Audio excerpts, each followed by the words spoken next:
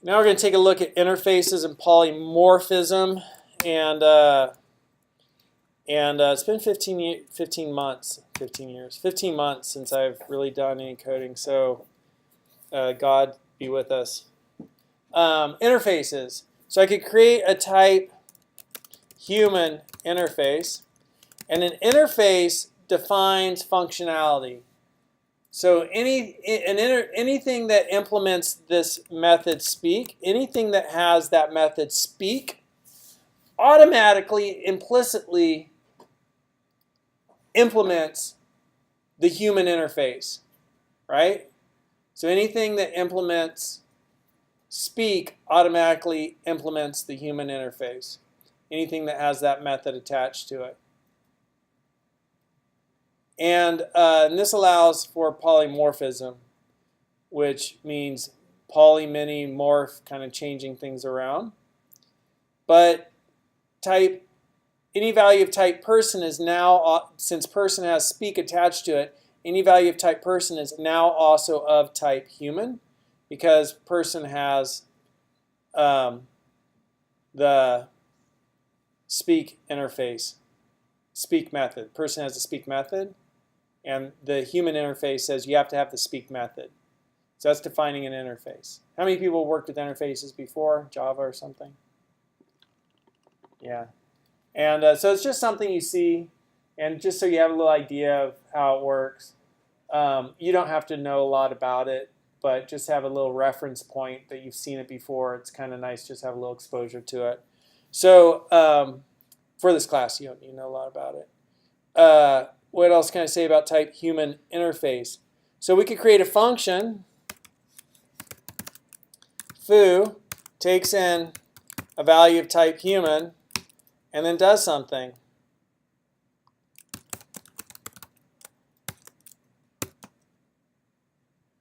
Calls speak. It's going to be a double print line.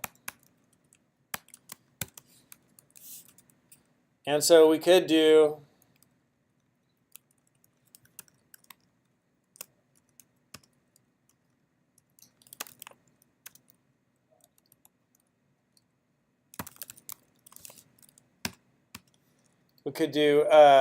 foo p1, foo p2, right? Because foo takes in a value of type human.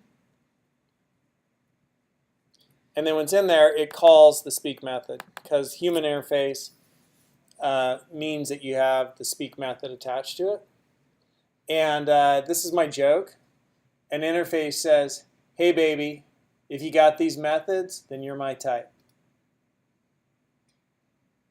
An interface says, hey baby, if you got these methods, hey baby, if you've got these methods, and right here the method is speak, then you are also my type. You are of type person. You are value of type person. But because person has this method speak attached to it with this receiver, and if you have that method, then you are also my type. You're also type human. So anything that asks for a human, you're also human. So you could go there. You are also that type. And so this allows for like the reader-writer interface, which is famous in the Golang software package document. It's famous in the Golang. I can't think of the right word because it's 13 hours I've been teaching today. But reader-writer interface are famous. And then you can start doing some polymorphism. I didn't get to showing you polymorphism really. But, because then I'd have like another, like maybe I'd also have secret agent. So this would be polymorphism, okay? So here I have type person struct. And then I also have, whoa, not that. I also have type secret agent. And type secret agent is a struct. And if you're a secret agent, you are first and foremost a person. And then you are also licensed to kill bool, right? So you also have a license to kill bool. And so maybe I want to make SA1, Sid, SA. And what's SA mean in Spanish? It's like brother or whatever, right? It's like, hey, what's up? I think it means.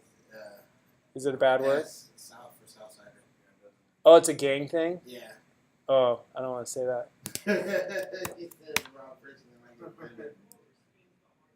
Not me, but. Scared. So then I have a secret agent. And SA1, person. Oh, person is going to be a person. And that person will then have values.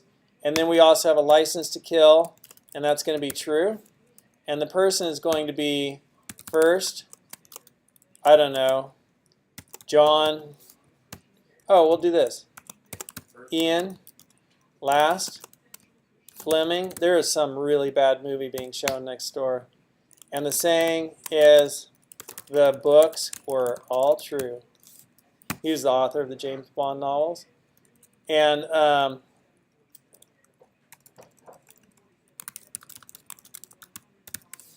cool. So now I just need to be able to print SA. All right, foo, SA1. And now there's polymorphism. Because I had a value of type secret agent. And this is an embedded struct, right? An embedded struct. And so an embedded struct promotes all of its values to the outer struct. And there are ways, if there's conflicting names, you could use dot notation to drill down. People ask me that. And so this is, but what we've done is we have two values of type person, and we have one value of type secret agent. But because they, I have to attach the function speak to secret agent, right? And now SA first and SA waka baka. Haha. Right? So this is kind of cool. This is polymorphism. Pa-chow! Oh no, I just did that because I've been teaching for 11 hours straight today. I'm delirious. I'm going to need like some emergency treatment after this class. I'm thinking like Haagen-Dazs chocolate ice cream. Just get a little blood sugar. So secret agent, this is polymorphism. Right? That is horrible next door. Func foo takes type human. So I create a function that takes in, or I could use values that are of this other type in different ways. It calls speak for the human. If it's a secret agent, it's going to call this speak. If it's a person, it's going to call this speak. If that's how I use it, right? So when foo takes in a human, so I could pass in both a person and I could pass in a secret agent. And because they both implement the human interface, they both have the method speak. Here person has the method speak and secret agent has the method speak. They are both also type human. Just ask for type human, I pass it in. You want to see it run?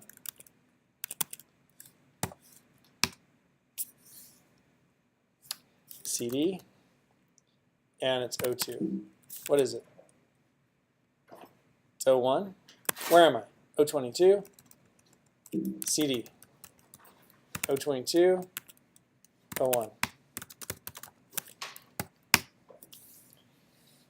Whoa. Ian says, waka baka, haha, the books were based on real stories. So that's polymorphism in interfaces. You just need to be exposed to it.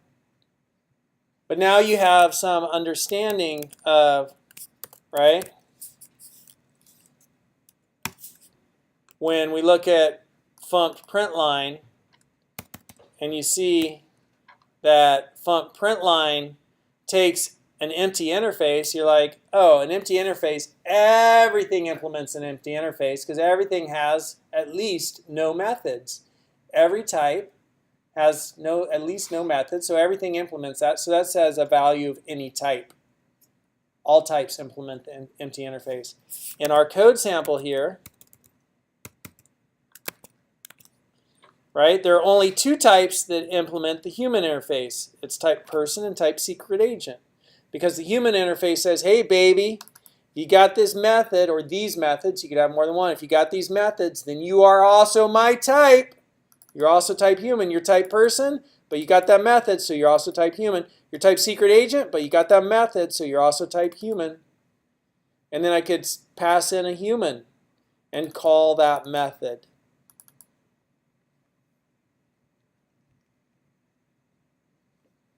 I know it's a lot to wrap your head around. I am still wrapping my head around how to code with interfaces because my level of expertise is like intro classes. Like I'm still like, so how would I actually design, architect software using interfaces? A little bit beyond my grasp still. I have to read books. There's only so much time. All right, I hope that was interesting. You are now empowered to do all of the homework through week 4. So let's do that. Let's pack it up. Let's go home to our families, get a good night's rest, let everything you learned soak in, and then code it up every day for a little bit. Anybody have any last thoughts or questions? So on interfaces, does that take into account the number of arguments and type of arguments? For instance, if, say, the person speak took in 3 ints, and then the secret agent speak took in